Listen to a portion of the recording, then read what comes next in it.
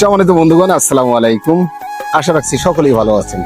Hello মহিপুরের পক্ষ থেকে সকলকে শুভেচ্ছা জানাচ্ছি। আসলে অনেকদিন ধরে আমরা কিন্তু ওভাবে রেগুলার ভিডিও দিতে পারতেছি না আমাদের সময়ের ব্যস্ততার কারণে। আজকে হঠাৎ করে চলে আসলাম আপনাদের মাঝে। আমরা কিন্তু দাঁড়িয়ে আছি, আপনারা জানেন যে এটা একটা ভাইরাল প্লেস।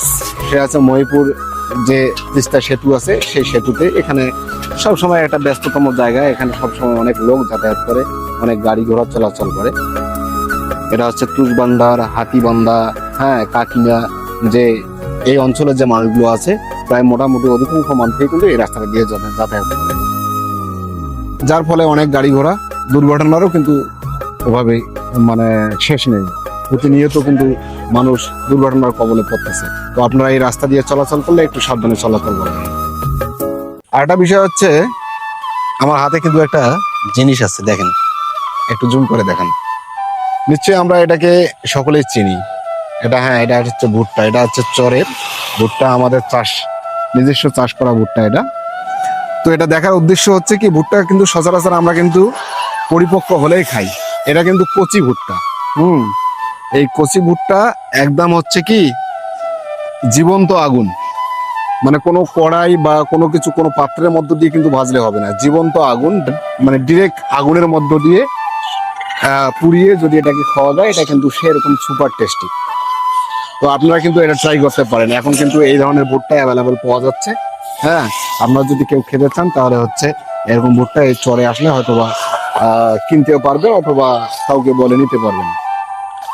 আরেকটা বিষয়, সেটা হচ্ছে আপনারা জানেন যে সমসাময়িক একটা বিষয়, খুবই একটা আলোচিত বিষয়, সেটা হচ্ছে তেল।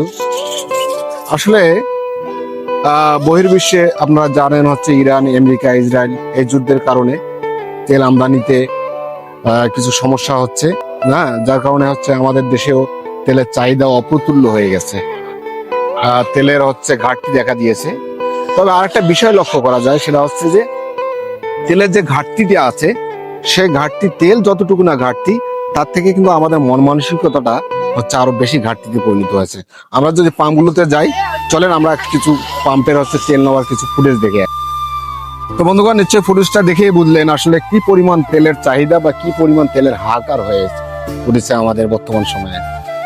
কিন্তু এর ভিতরে কিন্তু একটা রহস্য আছে।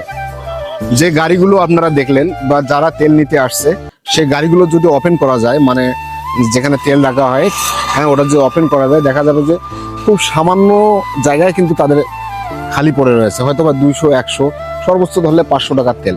এমনিতে 1000, 1500 টাকার তেল কিন্তু তাদের অলরেডি কিন্তু ট্যাঙ্কিতে আছে। তাও কিন্তু আমাদের এই যে মন মানসিকতা, আমরা কিন্তু আসলে সংকটের চেয়ে নিজের হাহাকারটাই আমাদের বেশি। তো আসুন, আমাদের যাদের হচ্ছে প্রয়োজন, আবার অনেকে দেখা যাচ্ছে কি যাদের গাড়িতে একদম তেল নাই, অনেকের চাকরি করে, হয়তো ব্যবসার কাজে নিয়োজিত, যাদের তেল একান্তই প্রয়োজন, তারা আবার তেল পাচ্ছে না, কিংবা তাদের তেল নিতে গেলে হচ্ছে বিভিন্ন হেজিটেশনের সম্মুখীন হতে হচ্ছে। তো আসুন, আসলে আমরা যে বলি যে সোনার বাংলা, সোনার বাংলা, দুর্নীতি মুক্ত বাংলা যে আমরা করতে চাই, আসলে এটা তো হচ্ছে আমাদের মুখের কথা। আসলে আমাদের মাইন্ড সেট আপে কিংবা আমাদের অন্তরে আমরা দুর্নীতি মুক্ত কিংবা আমরা সোনার বাংলা লালন করি না। যদি করতাম তাহলে হচ্ছে কি, আমরা হচ্ছে আমাদের গাড়িতে তেল রেখে বা আমাদের বাড়িতে তেল রেখে, যাদের প্রয়োজন তারাও তেল পাচ্ছে না, আমরাই গিয়ে কিন্তু তেল নিচ্ছি। তো আসুন, আমরা এই ধরনের মন মানসিকতা থেকে বেরিয়ে আসি। সংকট কিন্তু সবসময় থাকে না, সংকট হচ্ছে যে কোনো এক সময় কিন্তু শেষ হয়ে যাবে। কিন্তু এই যে সময়টুকু সংকট, সেই সময়টুকু আসুন আমরা একটু হচ্ছে আন্তরিক হই। আমাদের হচ্ছে যাদের ওভাবে তেল আছে বা যাদের তেলের একটু প্রয়োজন কম, তারা আমরা একটু কম করে নিই। যাদের হয়তো একটু বেশি ব্যবসায়িক কাজে লাগে কিংবা যারা চাকরি করে, বিভিন্ন বিজনেস করে, তাদেরকে একটু সুযোগ করে দিই, যাতে করে হচ্ছে এই সংকটটা আমরা একটু ভালোভাবে উতরাতে পারি। তো আজকে আর বেশি কথা না বলে আজকে এখানেই শেষ করছি। সকলে ভালো থাকবেন, সুন্দর থাকবেন, সুস্থ থাকবেন, হ্যালো মহিপুরের পাশে থাকবেন। আল্লাহ হাফেজ।